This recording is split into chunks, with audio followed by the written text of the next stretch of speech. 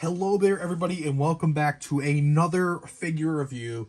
Today, I have the 1954 storyboarded version of Godzilla. Now, storyboard basically means, if you don't know, it basically means that it was the concept art for Godzilla, meaning that this design right here did not make the cut for 1954 and instead was changed into the one that we all know and love today.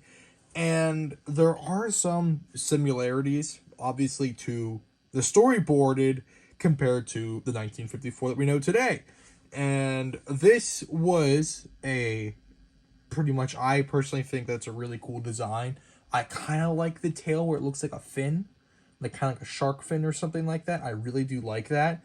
But this beautiful piece right here was made by RicsanToys, which I will leave a link down below. So if you want to get if you want to get a copy of one of these yourself, I will leave a link down below so you guys can contact him and ask. And this has 24 points of articulation. Now, it does not have ball joints. It does not have ball jointed stuff. It doesn't have hinges.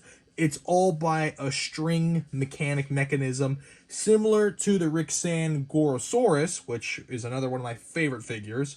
And this guy is at least 6 inches tall, so he scales very well with SH Monster Arts and also some NECA figures. But enough talking out of the way, let's get into the nitty-gritty with this figure. And already you can tell that the painting and details do look amazing. I am going to have to do some touch-ups here and there, which you will see in a moment. But as of right now, let me just get into the articulation. Let's get into the 1954 storyboarded Godzilla. Now then, I'm going to first start off with the head, like always. And the head and the front does look good. I mean, under light, you can tell there is some, I'm not sure if that was chipping or what it was. That looks terrifying. God, that's just, yeah, that's spooky. But that's also terrifying and goofy at the same time. But, you can tell where the snout is and stuff, it's a little bit white, so I'm not sure if I'm gonna have to use a Sharpie. I'm scared to paint it because what if it's like a different shade? I'm not sure what shade of black this is. I don't want to use like a darker shade because then it's not gonna look right, so I'm a little bit worried about that. If people know what kind of shade of black or gray or whatever, I would imagine it's a gray. I think I might have to ask Ricsan himself to figure that out, to see what colors that these were. But let's get right into the articulation here. The mouth opens up this wide, which does look fine. And the teeth, I have to admit, the teeth look really great. I really like the teeth. The teeth do look fantastic. I think he did a wonderful job with the sculpt itself. This is all like 3D. This is all like printed, handmade stuff here. So you got to give the guy props for that. I mean, seriously, this is really, really cool for what it is. Especially since we've never, ever had I don't think we ever had anything that involved the storyboard version of Godzilla 1954 because, well, it was the concept. He was removed. It wasn't something that was very well known within the, I guess, Godzilla community, unless you're like a die-hard fan like me. But the neck articulation is a bit stiff, I'd say. It does go up. Now, you can make it go up more, but it will scratch up the paint, and it will also cause the string to stretch and wear out, which is a problem with string mechanics, that's why I'm not the biggest fan of it, but I do like it for stop-motion standards, because it moves very, very smoothly, which is very nice. But, if you're going to use it constantly, I suggest you be careful not to wear out the string. And obviously the neck, it does turn well. It turns smoothly. It feels good. I don't think there's any issues with the neck at all. Now here, you cannot, now once you turn it with like the top segments here, it's divided up by 3 segments, bottom, middle, top. So if you turn this, you know, that turns it all the way around. But if you turn the middle segment here, the bottom does not move at all. So you're going to have to move these individually if you want to have the full range of neck movement there, like just how I did there. Which is, I mean, still, I think it's really good for what it is. Moving down to the torso does move a lot. And I mean, it moves a lot. I'm not sure how the string mechanic is here, but it does move very smoothly. The waist moves very nice. And it does get a little bit of a... He can crouch down. He can also look up a bit. That far... Let me see if we can get this guy to look up. See how far he can look up. So he can look up that far, and he can look... Let's see how much downward he can move. At least that much down, which looks good. I mean, he can look up, he can look down. I think that's all that matters. We don't want him looking straight up like Mechagodzilla 74 going in flight mode here. Now, the arms. I do like the arms. They are very... Oh, that's not the middle. The arms are very well put together.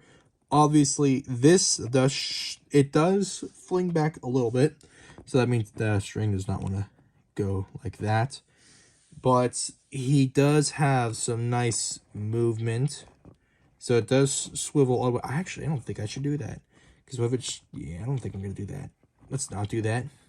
But it does swivel very nicely. Over here, where the elbow is, it does move up this far up. And then this far down. The wrist, it does require some movement. A little bit more movement than others. It cannot move up that much. But down, it moves very well. Up, it does not. It can turn, obviously, it can turn all the way around, I believe. But I think that's going to cause the string to bunch up. Which, that's what I was a little bit nervous about. I was a little bit nervous about that. The claws, we can actually take a look at the claws real quick. Show us them hands. Show us them hands. Let me see your hands. What are you carrying? What do you have? Some nice hands. Except that one got some dead skin there, which I'm going to need to patch that up. I'm going to need to patch that one up. Got some dead skin there. That's never good. Kaiju should not have dead skin. That's not good, man. Gotta have proper hygiene. Remember that. Now then, if we get to the back here, we can take a closer look at the spines. Get the light here. Turn this down. Turn the intensity down just a tad. And the spines do look fantastic. I think this was airbrushed. I am not 100% sure. There are some more white speckles along the legs and tail and stuff. Which, I mean, it looks fine. I think that looks fine. I'm definitely going to need to try and touch that up. I'm going to try to. I'm scared to. I really don't want to, but I'm scared. And I don't want to ruin the figure. Because, you know, this is custom made. And I don't really like to fiddle around with custom made stuff. Now, the legs. The legs are very... I didn't like that.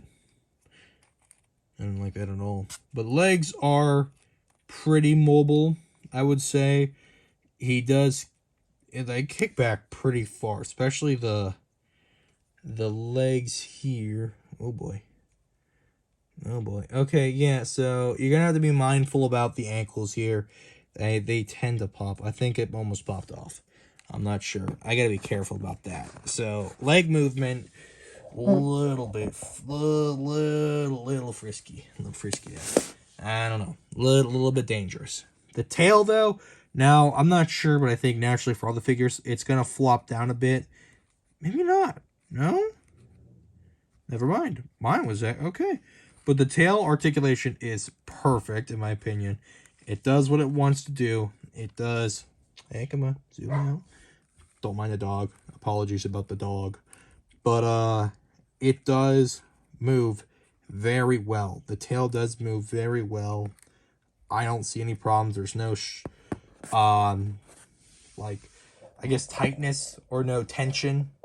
So the tail is perfectly fine. And again, I really like the tail because of this part here. It's just, it's very, It's very minor, simple stuff, but it definitely makes at least the figure a little bit more interesting compared to his counterparts, in my opinion. I mean, I think he looks cool. I really do like the storyboarded version of him. I think it's just a subtle change compared to 1954. And I guess you could originally say that this was the original Godzilla. I guess in a way, because since he was the storyboarded version, so wouldn't that make him the original? Or would 1954 be the original? Because technically you could say he was the original and 1954 was the original movie Godzilla. Who knows? But let me know what you guys think down in the comments below. And let me know if you guys want to see some cool stop motion tests. Maybe a horror video. You never know. Maybe a fight video, a comedy video. I don't know. But I know I'm definitely going to make a black and white style video with him very soon. Oh, I apologize. Very soon. I choked on my words there. But let me know if you guys want to try and pick this guy up. Like I said, I'm going to leave a link down below. The price for him, let me actually go check that. The price for him was $90 and plus shipping. And the shipping does take a little bit. For me, I think I got him about like 2-3 weeks, I believe.